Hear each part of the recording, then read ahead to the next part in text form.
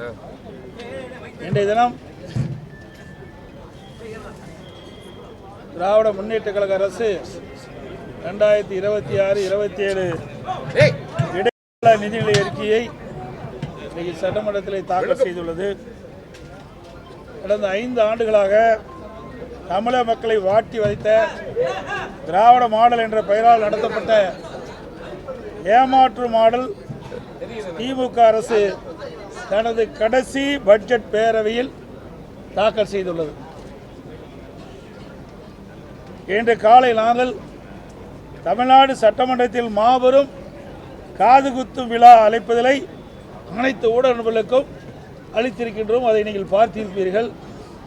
எந்த அளவுக்கு இந்த அரசு மக்களுக்கு காதுகுத்து என்பதை நாட்டு மக்கள் அறிய வேண்டும் என்பதற்காக இந்த அழைப்புதலை உங்களிடம் கொடுத்திருக்கின்றோம். நீங்கள் மக்களிடத்திலே கொண்டு போய் சேர்ப்பது உங்களுடைய கடமை என்று அன்போடு இந்த நேரத்தில் கேட்டுக்கிறேன். 2021ஆம் ஆண்டு திராவிட முன்னேற்ற கழகம் சட்டமன்ற பொதுத் தேர்தலும் போது 525 அறிவிப்புகள் வெளியிட்டாங்க. இதுவரைக்கும் 4 ஒரு அறிவிப்பு கூட நிறைவேற்றவில்லை. அதில் முக்கியமான பல அறிவிப்புகள் இன்றைக்கு அரசு ஊழியர்களுக்கு பழைய ஓய்வு திட்டத்தை நிறைவேற்று என்று சொல்லி, ஆனால் அதுக்கு மாறாக பங்களிப்பு ஓய்வு திட்டத்தை தான் அறிவிச்சிருக்கிறாங்க. அரசு ஊழியர்களையும் இந்த அரசு ஏமாற்றி விட்டது. அதோடு பல துறைகளில் பணிபுரிகின்ற அலுவலர்களுக்கு பல்வேறு உறுதிமொழிகளை அளித்தார். சத்துணவு அமைப்பாளருக்கு வாக்குறுதி கொடுத்தாங்க, நிறைவேற்றலை. பகுதி நேர ஆசிரியர்களுக்கு வாக்குறுதி கொடுத்தாங்க, நிறைவேற்றலை. செவிலியருக்கு வாக்குறுதி கொடுத்தாங்க, நிறைவேற்றலை. விவசாயிகளுக்கு வாக்குறுதி கொடுத்தாங்க, நிறைவேற்றலை. இப்படி பல துறையில் இருக்கின்ற அலுவலர்களுக்கு கொடுக்கப்பட்ட வாக்குறுதியை நிறைவேற்றவில்லை என்று எல்லோருமே போராட்டத்தில் ஈடுபட்டு தமிழகம் ஒரு போராட்ட களமாக இன்றைக்கு மாறி இருக்கின்றது. கடந்த 5 ஆண்டுகளைப் போல இந்த ஆண்டு இடைக்கால நிதிநிலை அறிக்கையும் வார்த்தை ஜாலங்கள் நிறைந்த மேனா மினுக்கி உரையாகத்தான் இருக்கிறதே தவிர உருப்படியாக எதுவும் இல்லை. 25-26 நிதிநிலை அறிக்கையில் வருவாய் வரவுகளில் மாநிலத்தின் சொந்த வருவாய் 2.58 லட்சம் என்று எதிர்பார்த்த நிலையில் திருத்திய மதிப்பீட்டின்படி மாநில சொந்த வருவாய் 2.32 லட்சம் கோடியாக குறைந்துள்ளது. சுமார் 26,000 கோடி வருவாய் குறைந்துள்ளது. அதேபோல மத்திய அரசின் மீது குற்றம் சுட்டும் நிதியமைச்சர் மாநிலத்தின் சொந்த வருவாய் 26,000 கோடி குறைந்துள்ளது பற்றி எந்த விளக்கமும் அவையில் தெரிவிக்கவில்லை. வரவு செலவு 2025-26ஆம் ஆண்டு 66,753 கோடி செலவிடப்படும் என்று கணித்த நிலையில் திருத்திய மதிப்பீட்டில் இதுவரை 51,442 கோடியாக, அதாவது சுமார் 15,000 கோடி குறைந்துள்ளதற்கு நிதியமைச்சர் எந்த காரணத்தை கொண்டு விளக்கவில்லை. நிதி பற்றாக்குறை 24-25 96,000 கோடி என்று கணித்த நிலையில் இந்த கணக்கின்படி அது 1,01,000 கோடியாக, அதாவது 5,000 கோடி அதிகரித்துள்ளது. 2025-26ஆம் ஆண்டு 1,08,000 கோடியாக நிதி பற்றாக்குறை இருக்கும் என்று கணிக்கப்பட்ட நிலையில் திருத்திய மதிப்பீட்டில் இது 1,24,000 கோடியாக உயர்ந்துள்ளது. அதாவது நிதி பற்றாக்குறை சுமார் 16,000 கோடி அதிகரித்துள்ளது.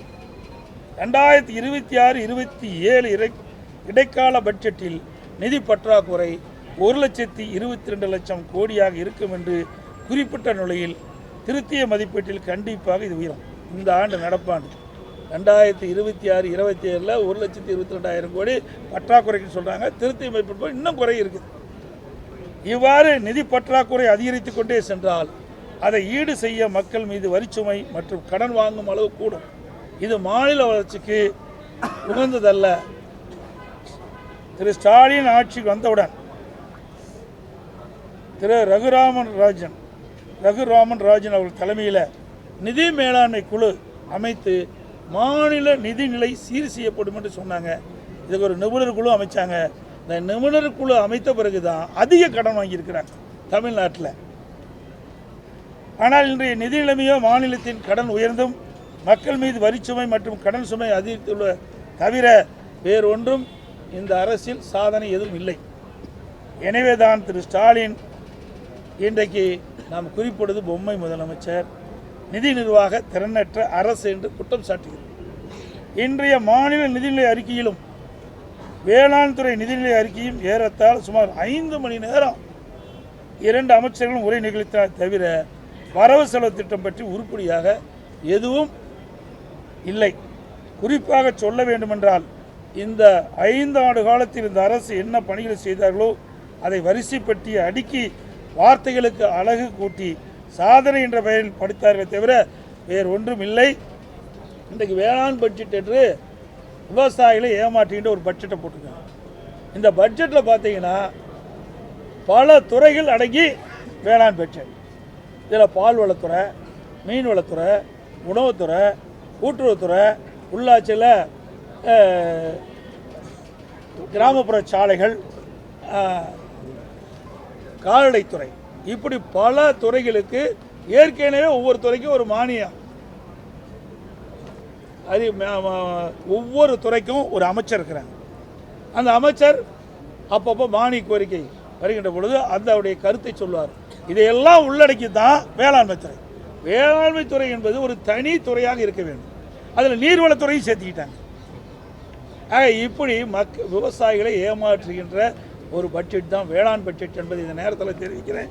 அது மட்டுமல்ல, மொத்தத்தில் விடியா திமுகவின் நிதிநிலை அறிக்கை அத்திப்பழம் வெளியே அழகாக இருக்கும், அத்திப்பழம் வெளியே அழகாக இருக்கும், முட்டு பார்த்தால் உள்ளே சொத்தையாக இருக்கும் என்பதற்கு உதாரணமாக இந்த நிதிநிலை அறிக்கையில் உள்ளன. யார் என்ன இருக்கு?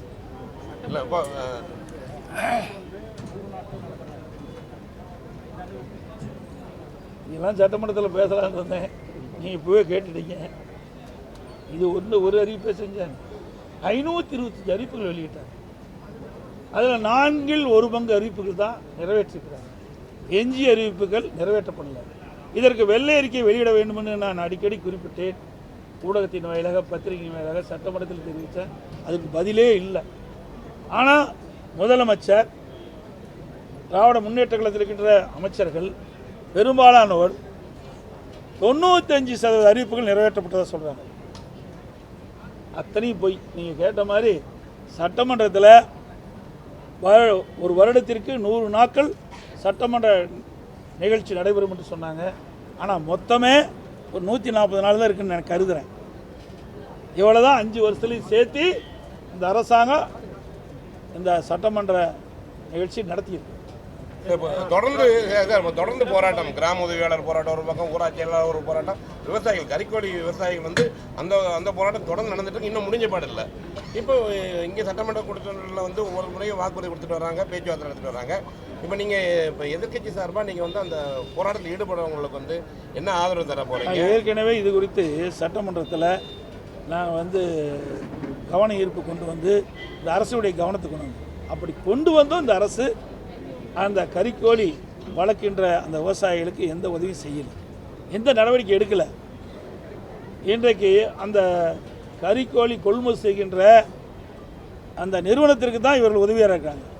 இதில் பல்லாயிரக்கணக்கான விவசாயிகள் இந்த கறிக்கோழி வளர்ப்பில் ஈடுபட்டுருக்கிறாங்க. அவரெல்லாம் போராட்டம் நடத்தி அந்த போராட்ட இடத்துக்கெல்லாம் கைது பண்ணியிருக்கிறாங்க. இப்போ தான் விடுதலை ஜாமீன் வந்திருக்கிறாங்க. அதெல்லாம் ஒரு சாதாரண விவசாய குடும்பத்தை சேர்ந்தவர்கள். இது அவருடைய வாழ்வாதாரம். இந்த கறிக்கோழி வளர்த்தி தான் குடும்பத்தை நடத்த வேண்டிய சூழ்நிலை இருக்கின்ற காரணத்தினால இன்றைக்கு அதனுடைய கறிக்கோழி வளர்க்கின்ற பொழுது அதனுடைய செலவு அதிகரித்து விட்டது. அது புள்ளிவரமாக கொடுக்குறாங்க. அதற்கு உண்டான தொகை அதிகரித்து தான் கேட்குறாங்க. அதை கூட இந்த அரசு சரியான முறையிலே அந்த நிறுவனத்தை அணுகி அந்த கறிக்கோழி வழக்கிற்கு அணுகி ஒரு பேச்சுவார்த்தை நடத்தி ஒரு சுமமான ஏற்பாட்டை செய்திருக்கணும். ஆனால் அதெல்லாம் இந்த அரசை பற்றி கவலையே கிடையாது. அதை பற்றியும் கவலைப்படுறது கிடையாது. எவ்வளோ போராட்டம் பண்ணாலும் அதை பற்றி கவலைப்படுறதில்லை. இன்றைக்கி விவசாயிகள் பற்றியும் கவலைப்படுறதில்ல, பொதுமக்களை பற்றியும் கவலைப்படுறதில்ல, ஒட்டுமொத்த மக்களையே பற்றி கவலைப்படாத ஒரே அரசாங்கம் திமுக அரசாங்கம்.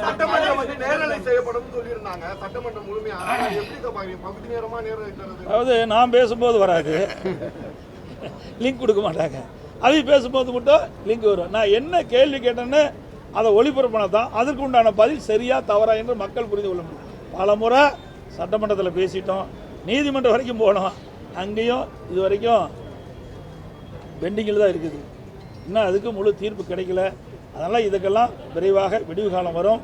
இந்த கூட்டத்தொடரோட இன்னும் இன்றைக்கி அலுவல் ஆய்வுக்குள் நடக்குது, இன்னும் எத்தனை நாள் நடக்குன்னு தீர்மானிப்பாங்க. அந்த நாட்களோட இந்த ஆட்சிக்கு முடிவு கட்டப்படும். மீண்டும் அனைத்து இந்திய அண்ணா திராவிட முன்னேற்ற கழக தலைமை தேசிய ஜனநாயக கூட்டணி இணைந்து இன்றைக்கு மிகப்பெரிய ஒரு கூட்டணி அமைச்சிருக்கிறோம், வலிமையான கூட்டணி அமைச்சிருக்கிறோம். எங்கள் கூட்டணி நடைபெறுகின்ற சட்டமன்ற பொதுத் தேர்தலில் அதிக இடங்களில் வெற்றி பெற்று அதிமுக ஆட்சி அமைக்கும் என்பதை தெரிவித்து அனைத்து ஊடகங்களுக்கு நன்றி, வணக்கம்.